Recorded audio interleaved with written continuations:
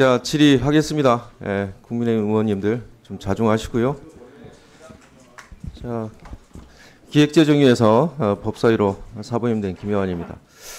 먼저 우리 최상목 증인 제가 좀 짚어드릴게요. 이제까지 대정부 질문에 있었던 최상목 증인의 발언들입니다. 고민정 의원 그 쪽지 관련된 질의에서 열어보지도 않고 직원한테 이렇게 넘겼다고 하셨어요? 네, 그렇습니다. 네.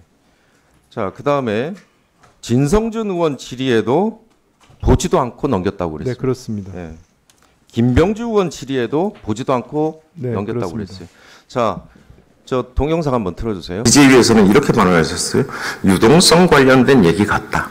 제가 네. 첫 줄이 예비비라는 걸 봤는데 그거조차 예비비 보셨죠? 네, 자, 예비비 보셨다고 그랬어요. 그거는 첫 줄에 그 자리에서 본 게 예비비를 아닙니다, 보셨다고 의원님. 얘기하셨습니다. 그 자리에서 본 게 그 자리는 쪽지 상태에서 받았고요. 자, 예비비를 보셨어요. 그다음에 예비비라는 그러니까 예비비 첫 줄에 예비비라는 단어를 보셨다고 직접 네, 말하셨잖아요. 그거는 1시 50분쯤 봤습니다. 정확히 말씀. 제가 여러 번 말씀을 드렸습니다. 그 얘기는. 자, 윤인대 차관보 예, 말씀하십시오. 증인 선서 하셨죠? 예, 했습니다. 네. 지금 기재위에서 윤인대 차관보가 발언할 때 이렇게 발언하셨어요. 자, 최성목 증인은 지금 첫 줄에 예비비는 봤다고. 네. 시간은 제가 어떤지 모르겠어요. 네. 그건 본인이 알고 있기 때문에. 그런데 윤인대 차관보는 이렇게 이야기하셨어요. 쪽지를 받았어요? 네. 접은 상태에서 받으셨어요? 예, 접은 상태에서 받았습니다. 예. 그런데 기재위에서 이렇게 발언하셨어요. 계엄과 관련된 예비비 관련 재정 자금 확보 이런 정도만 기억하고 있다. 어떻게 하셨어요? 그건 저는 봤습니다. 본인이 보셨어요? 예, 저는 사실 네. 그때 말씀드렸던 똑같은 식 계속 말씀드렸는데 본인만 그럼 보시고 저는 끝났어요? 쪽지를 받아가지고 그다음에 이제 하는 총재가 들어오셔가지고 부총리께서 하는 총재랑 대화를 나누셨고 저는 이제 회의 준비 때 밖에 나왔다가 잠깐 열어봤는데 그런 내용이 있었다는 걸 제가 확인했습니다. 확인했고 네. 그러면 차관보 알았고 최성목 증인도 알았어요. 그래서 그거는 아까 1시 50분경 자, 저희가 상식적으로 일곱에 상식적으로 돌아갔을 생각해 봅시다. 대통령이 비상계엄을 선포를 했어요. 비상계엄군이 국회를 침탈했습니다. 다 TV로 보셨죠? 때, 네, 봤습니다. 예. 그런데 저 차관보 제가 질문하는 게 아니고요. 침탈하는 걸 봤습니다. 네네. 그렇죠? 보셨죠? 네? 자, 비상계엄을 선포했고 군인들이 들어온 걸 다 보셨어요. 시민들이 저항하는 거 보셨고 의원들이 담을 넘어서 들어온 거 보셨습니까? 네, 봤습니다. 비상계엄 해제 결의안 어렵게 이루어진 거 보셨어요? 봤습니다. 예. 그런데 자, 비상계엄 선포를 했고 예비비라는 단어를 봤어요. 윤희대 차관보는 바로 언급을 해요. 계엄과 관련된 예비비 관련 재정자금 확보라는 것을 인지를 하고 있어요. 이게 정상 아닌가요? 아니 이게 어떻게 네, 의원님 저한테 질문하시니까 답변을 네. 간단히 드리면요. 지금 그 당시 상황은 저한테 굉장히 초현실적인 상황이었고요. 저는 그 내용을 몰랐습니다. 그냥 그 당시에는 저는 어차피 계엄에 반대를 했고 외환시장이 열려 있었습니다. 시장을 체크하고 있었고요. 시장에 걱정을 많이 하고 있던 상황이었고 그렇기 때문에 그 자리에서 제가 받은 자료, 참고하라고 준 자료에 대해서 자, 관심도 네, 없고 알겠습니다. 열어볼 생각도 없었습니다. 그래서 그냥 차관한테 알겠습니다. 맡겨놓은 상태였습니다. 자, 그날이 국회의장이 12월 10날 예산안 뒤로 미룬 날입니다. 알고 계십니까? 본회의 의결. 네, 뭐 그런 거 12월 3일 원래 의결하기로 했는데 네네. 그날 의장께서 12월 10날로 옮기셨어요. 그날 무슨 일이 있었냐? 증액 협상을 하고 있었어요. 그런데 마지막 이 차관이 뭐라고 예결위 간사한테 가져온지 아세요? 검찰 특활비 깎였었죠. 이거 언급도 안 했습니다. 언급도 안 했어요. 마지막에 하나 들고 온 게 뭐냐? 예비비를 복원시켜달라. 예비비를 복원시켜달라. 그러면 비상계엄 했고 예비비를 보셨고 차관보는 이게 비상계엄 자금인 거를 인지를 했고 이 차관은 왜 예비비를 가져왔을까요? 왜 혼자 결정을 했어요? 이 차관이?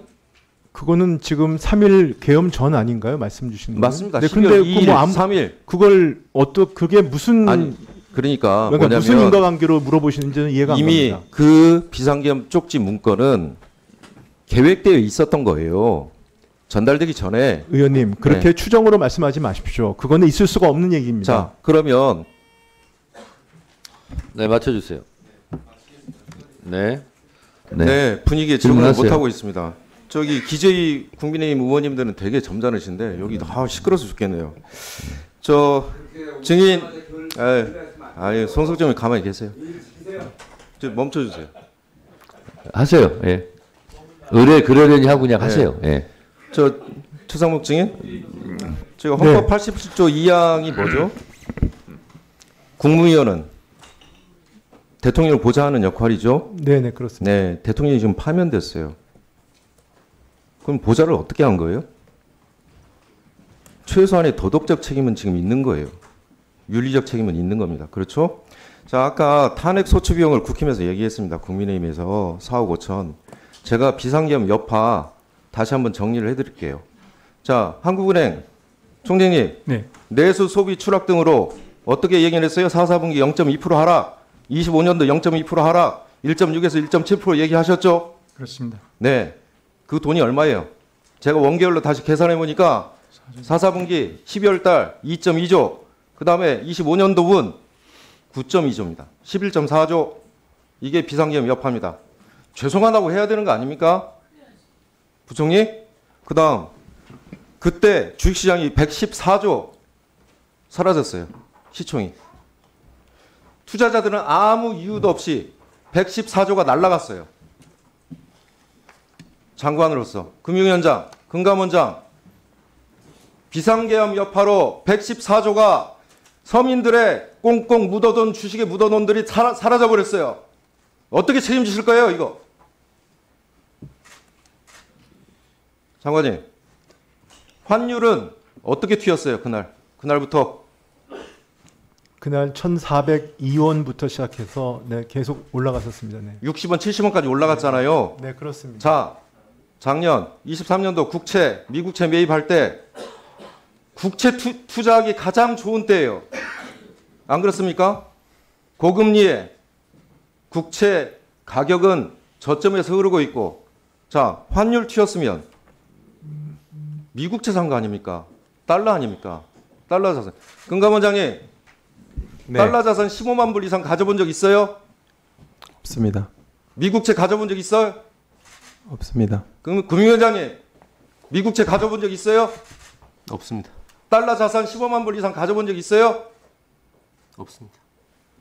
한국은행 총재님, 통화정책 담당자로서 달러 자산 15만 불 이상 가져본 적 있어요? 제가 IMF 근무할 때는 월급 받았기 때문에 있었습니다. 월급으로 가지고 있었죠. 그때는 근무했으니까. 그런데 자산 투자도 했었습니다. 네. 자, 그러면 수장님, 경제수장님, 외환관리 최종 수장입니다. 신호 메신저가 지금 수장이 투자했어요. 신호가 어떻게 했어요? 자, 지금 채권 투자 적정할 시기다. 지금 강남에서 붐을 불고 있다. 나도 하자. 이런 식으로 보내주는 거 아니에요. 외환관리 당국자 이해 충돌이에요. 채권 시장 다 알고 있고, 금리 다 알고 있고, 국채 네, 정리해 주세요. 이용되는 다 알고 있고, 저점에 서는 거 다 알고 있고, 장관이 그걸 사셨어요 지금. 자, 환율 튀었을 때 손뼉으로 박수 쳤어요? 아니면 외환시장 안정하기 위해서 자기 직무에 충실하기 위해서 했습니까?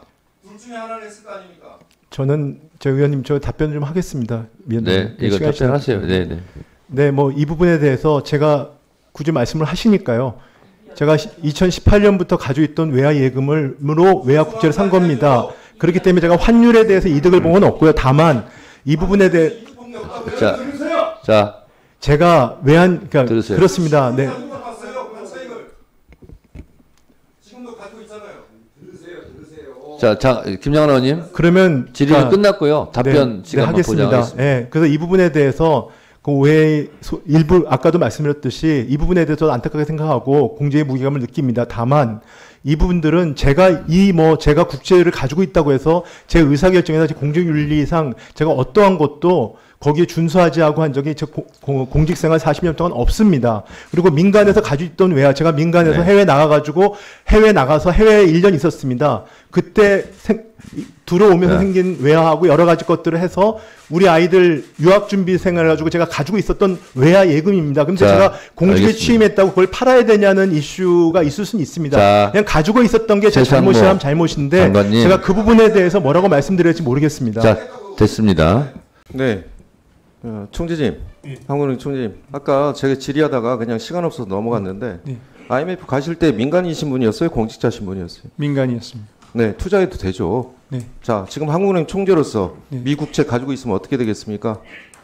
가지고 있지 자, 않습니다. 외환 보유고 관리하는 한국은행이죠.